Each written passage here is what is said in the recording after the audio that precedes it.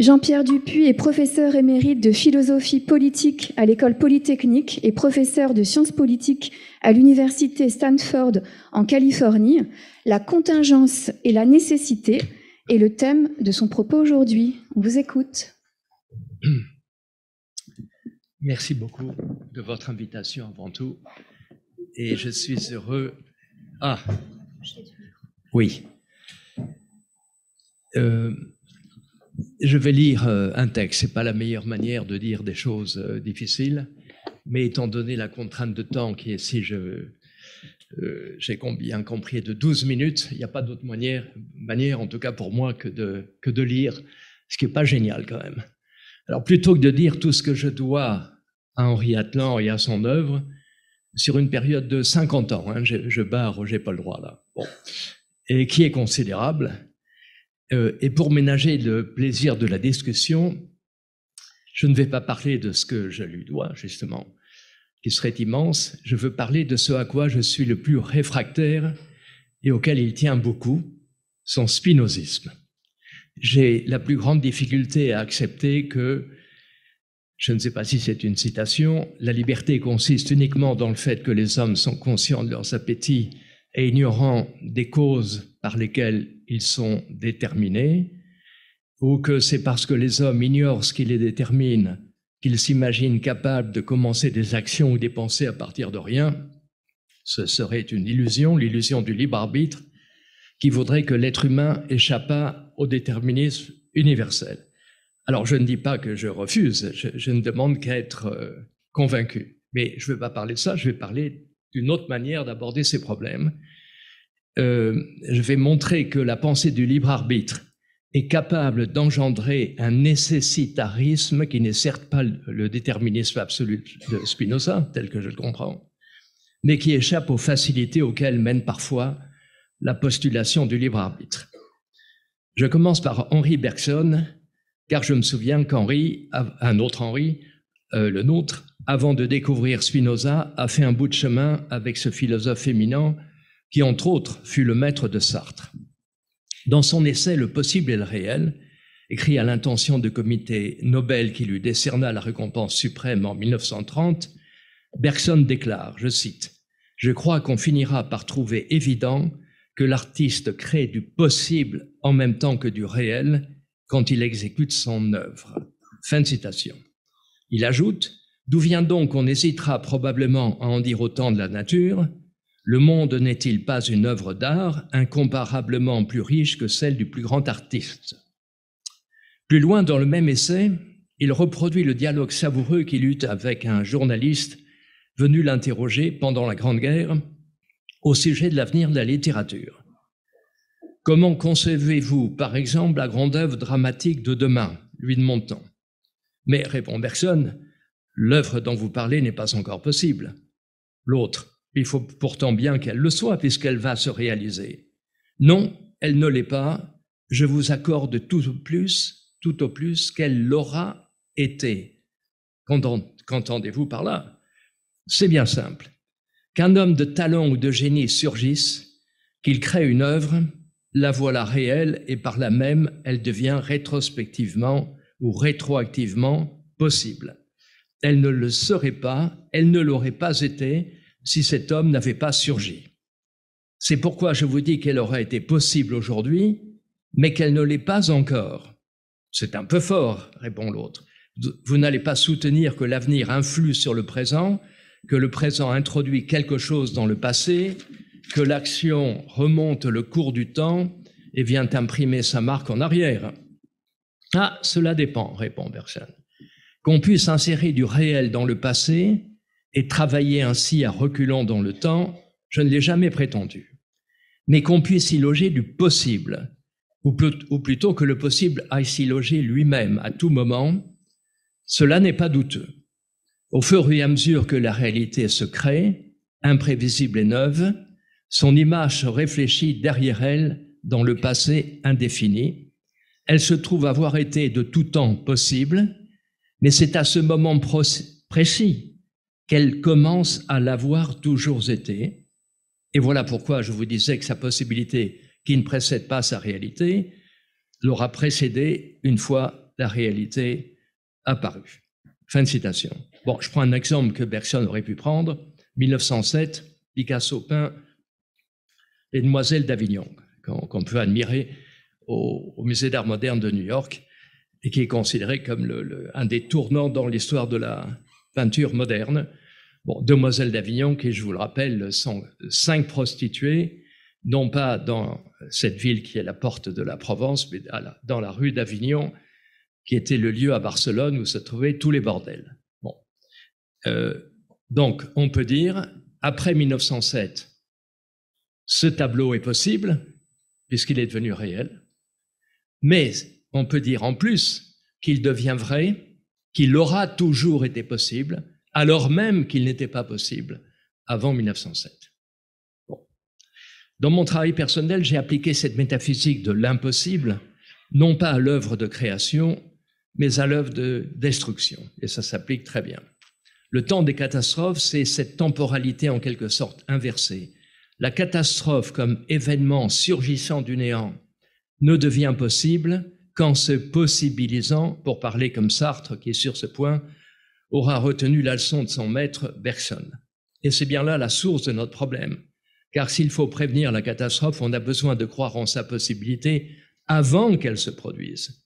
Et si inversement on réussit à la prévenir, là je pense au covido-sceptique, si inversement on réussit à la prévenir, sa non-réalisation la maintient dans le domaine de l'impossible et les efforts de prévention n'apparaissent rétrospectivement inutiles. Mais il faut remonter beaucoup plus en arrière. Au IVe siècle avant Jésus-Christ, un membre de l'école de Mégare est une petite ville entre Athènes et Corinthe, nommé Diodore Chronos, proposait une axiomatique, c'est-à-dire un ensemble de propositions et de règles d'inférence, se passant de justification, car évidemment vrai, ou conservant le vrai, dans le but de montrer que le monde actuel est le seul monde possible et que l'avenir est prédéterminé. Diodore était-il spinoziste avant la lettre? Bon, c'est pas une question très sérieuse. Diodore et son argument sont aujourd'hui surtout connus par la réfutation qu'on donna 50 ans après à peu près, Aristote dans son traité de l'interprétation. Les trois axiomes de Diodore sont les suivants.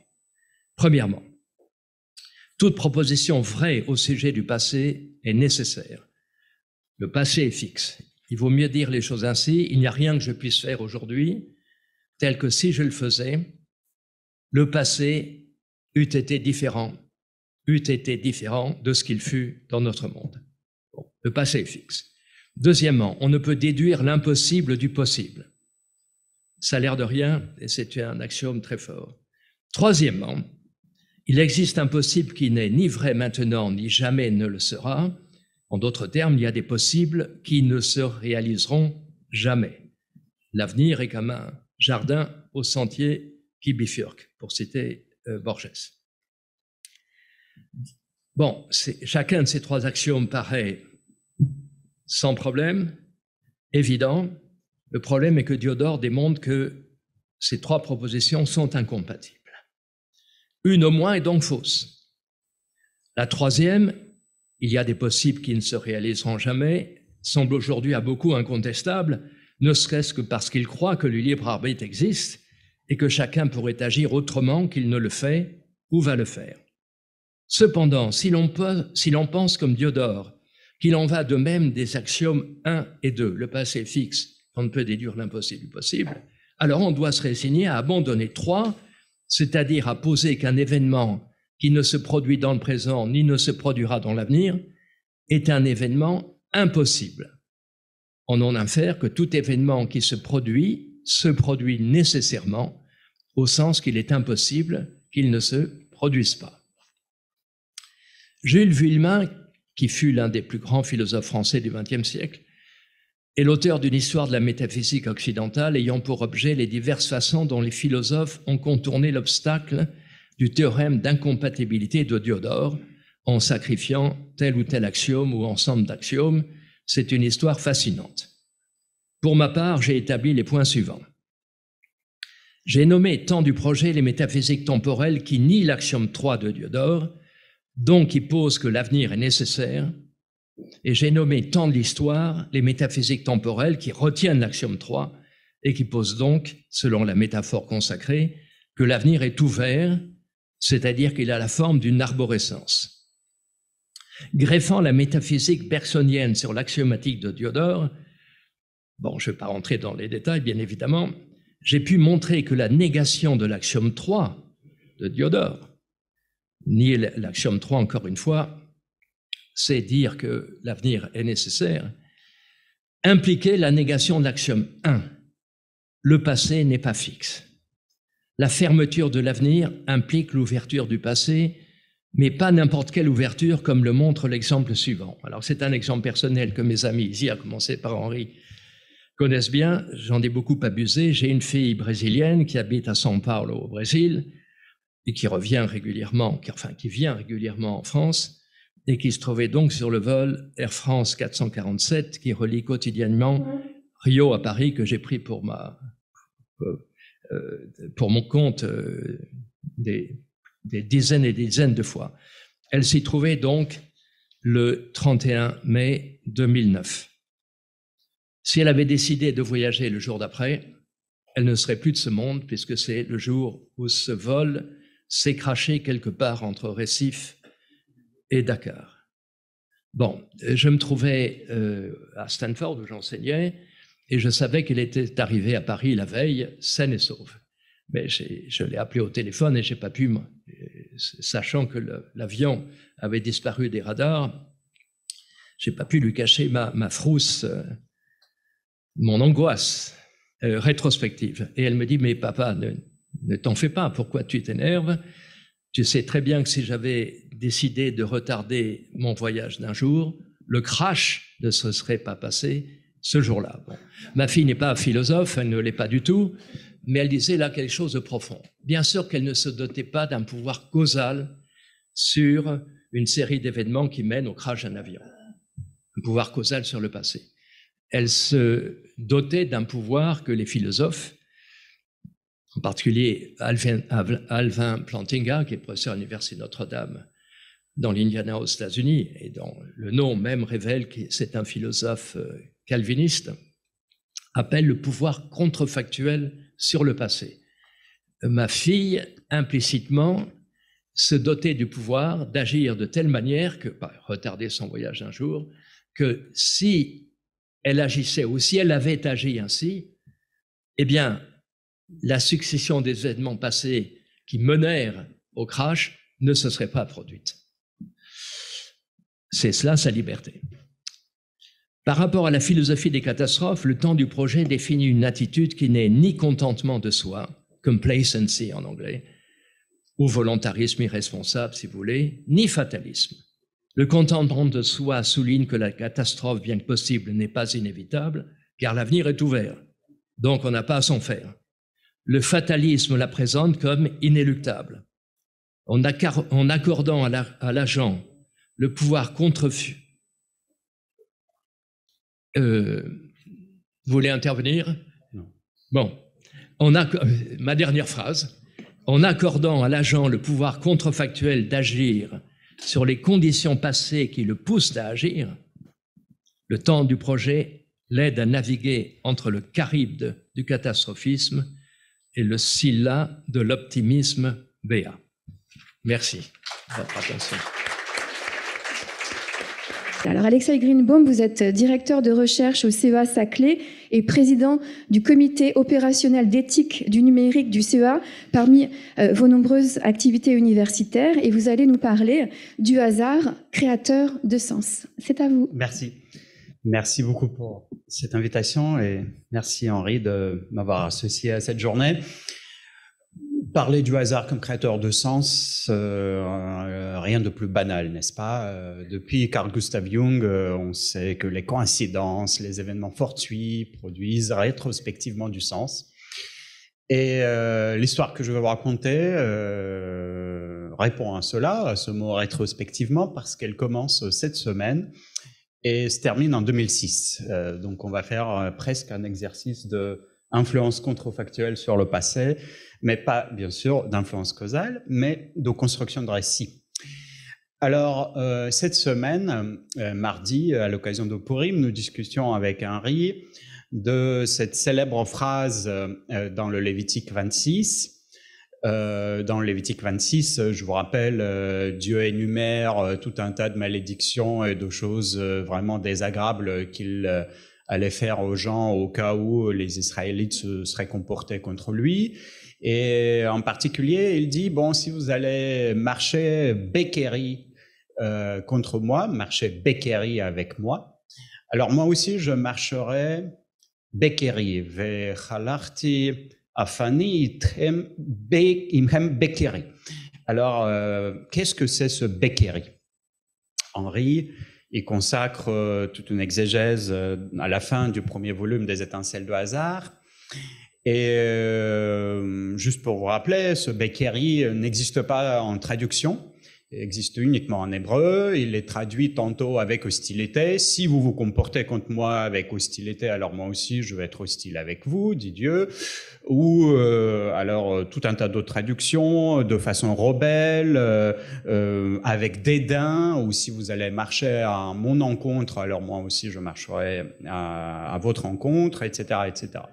Et de Maïmonide et de Rachi jusqu'à nos jours, il existe plusieurs traditions d'interprétation qui lisent ce mot qui est presque un apax, c'est-à-dire un mot qui n'apparaît nulle part ailleurs, sauf dans ce Lévitique 26, avec le mot mikre, un événement aléatoire que vous connaissez et dont Harry discute également longuement dans les Étincelles de hasard. Mais moi, je me suis dit, voilà, qu'est-ce que cela peut bien signifier si vous marchez au hasard contre moi, enfin contre, plutôt avec dans le texte, moi aussi je marcherai au hasard avec.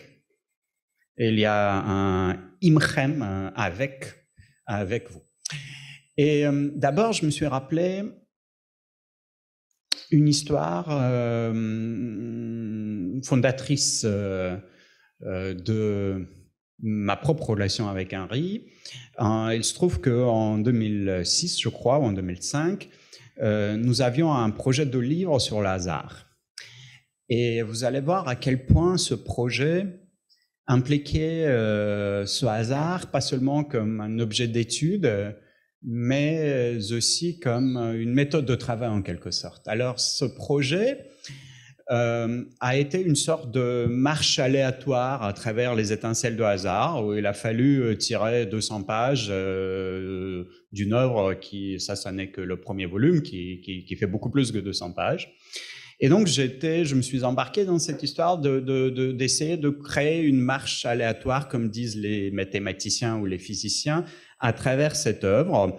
Et cela n'a pas vraiment abouti. Vous savez d'ailleurs que dans Les Étincelles, Henri raconte une histoire que j'avais reprise à l'époque en ouverture de cette marche aléatoire, qui elle-même était une sorte de marche aléatoire d'Henri sur un terrain de basketball, je crois. Donc il y avait un enchevêtrement de plusieurs niveaux de marche aléatoire dans tout cela. Et à la fin, Henri a mis fin à ce projet en me disant cette phrase qui m'a marqué. Je pense que c'est seulement maintenant que je commence à comprendre sa signification. Henri m'a dit, vous croyez, on va mettre fin à ce projet de livre, parce que vous croyez en Dieu et moi pas. J'avais pensé, mais quelle phrase aléatoire. Déjà à l'époque, je n'ai pas encore lu le dernier livre d'Henri qui est paru il y a 4 jours, mais je savais que, à l'époque déjà, je ne savais pas du tout ce que signifiait le mot croire. Le verbe croire, déjà à l'époque, était pour moi très obscur. Et bon, j'attends la lecture de l'ouvrage avec Ariel Toledano, Henri, peut-être pour que nous puissions en reparler. Mais aussi, dans cette phrase, il y avait le mot Dieu, vous croyez en Dieu et moi pas, et déjà, je savais que c'est la réponse préférée d'Henri, sans doute. De quel Dieu s'agit-il? Est-ce que c'est Adonai, Elohim, Shaddai, Shem HaMeforash, etc., etc. Mais de quoi parle-t-on? Et en pensant à cette phrase, si tu marches Becquery contre moi ou avec moi, alors moi aussi, je me suis dit, mais justement, c'est peut-être pas le Dieu auquel nous pensons spontanément qui le dit. Peut-être que c'est un peu différent. Et là, j'ai compris deux choses. La première, qui ne vous paraîtrait, j'espère, pas très étrange, c'est que ce moment même où j'avais pensé « mais quelle phrase aléatoire, vous croyez en Dieu et moi pas ?» a créé entre moi et Henri, pour moi, un lien indissoluble. Répondre ainsi à quelqu'un établit un lien qu'on ne peut pas dissoudre. Et c'est un des rôles du hasard, n'est-ce pas? Mais plus loin, et ça n'est que plus récemment que je l'ai compris, en réfléchissant justement à la question de savoir de quel Dieu il s'agit là, qui est ce Dieu. Je me suis dit, mais en fait, cette phrase explique quelque chose à propos des systèmes d'intelligence artificielle. Un sujet qui vous paraît complètement éloigné, comme s'il tombait au hasard, mais vous allez voir qu'il y a un sens qui va apparaître. Alors, vous avez peut-être entendu parler de ChatGPT, de tous ces systèmes qui génèrent du texte. C'est mon sujet de recherche et le sujet de mon prochain livre, Paroles de machine. Et ces systèmes, vous le savez probablement, génèrent du texte, produisent des textes de manière stochastique, c'est-à-dire probabiliste. Il y a du hasard intrinsèque. Il y a un choix probabiliste de mots qui ne sont pas véritables, mais vraisemblables. Des mots qui ont une bonne probabilité de ressembler à quelque chose qui nous paraît sensé. Mais il n'y a pas du tout d'analyse de sens ou de quoi que ce soit. Et donc la machine, elle, quand elle génère du texte, ChatGPT, si vous n'avez pas encore fait cette expérience, c'est gratuit et disponible pour tous, la machine marche Becquery. Je vous rappelle d'ailleurs que dans la pensée hébraïque, dire et faire fusionnent et se confondent en quelque sorte. Bénédiction et bienfaisance, malédiction et malfaisance sont une et la même chose. Donc parler, enfin davar, vous savez que davar, ça signifie la chose et le mot. Hein, il a les deux sens. Et donc dire et faire, surtout quand c'est Dieu qui parle, ou quand c'est un système d'intelligence qui parle, cela fusionne. Les deux sens fusionnent. Et donc là, clairement, la machine ne comprend pas le sens, elle marche Becquery, elle fabrique un texte dont l'utilisateur humain ne saisit pas le sens parce que chez la machine, il n'a pas de sens. Le sens est chez l'homme et cette interprétation rejoint la conclusion d'Henri dans Les étincelles de hasard où Henri dit très clairement le sens est très exactement chez l'être humain. Henri dit même, je trouve les citations précises, le sens n'existe que dans l'exacte mesure où les hommes le font exister. Et ça, cela s'applique au système d'intelligence artificielle. Mais inversement, il faut penser à la deuxième partie de cette phrase, parce que l'histoire de Dieu et du peuple qui marche Becquery l'un avec l'autre, elle est symétrique. Il y a le peuple qui marche Becquery avec Dieu et Dieu qui va répondre en marchant Becquery avec le peuple. Et là aussi, la symétrie de cette imitation mutuelle, elle est très frappante. Pour notre interaction avec les machines, cela signifie que ce que nous disons en faisant marcher notre libre arbitre, entre guillemets, hein, c'est-à-dire un hasard qui n'est ni total ni complètement déterministe, mais ce hasard d'action humaine qui est un hasard intermédiaire que nous appelons le libre arbitre et que nous fabriquons nous-mêmes, alors pour la machine, là aussi, n'a pas de sens parce que simplement ce sens n'existe pas pour la machine, c'est un calcul de nombres et nous ne fabriquons pas de texte comme les machines le font. Et donc, le Becquery, là aussi, est vrai dans les deux sens. Ce que nous disons, nous, n'a pas de sens pour la machine, entre guillemets, c'est-à-dire ça n'est pas une suite d'opérations mathématiques fondées sur des corrélations, des métriques dans l'espace vectoriel, etc.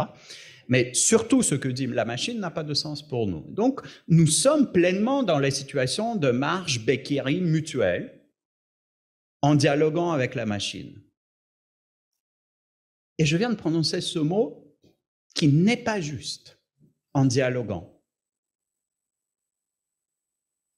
Parce que ce verset du Lévitique, du coup, signifie quelque chose d'assez intéressant, je trouve.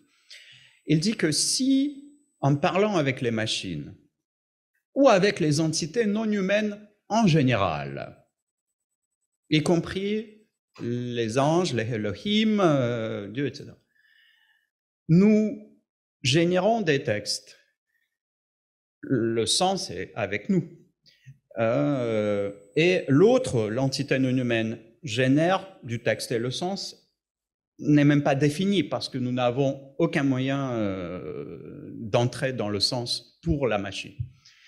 À ce moment-là, ce n'est pas un dialogue. À ce moment-là, cette parole parallèle, justement, crée la violence et le conflit dont parle Lévitique 26. Et en quelque sorte, ce verset nous donne un impératif pour nos conversations avec la machine, l'impératif étant de construire de cette parole mutuelle un dialogue.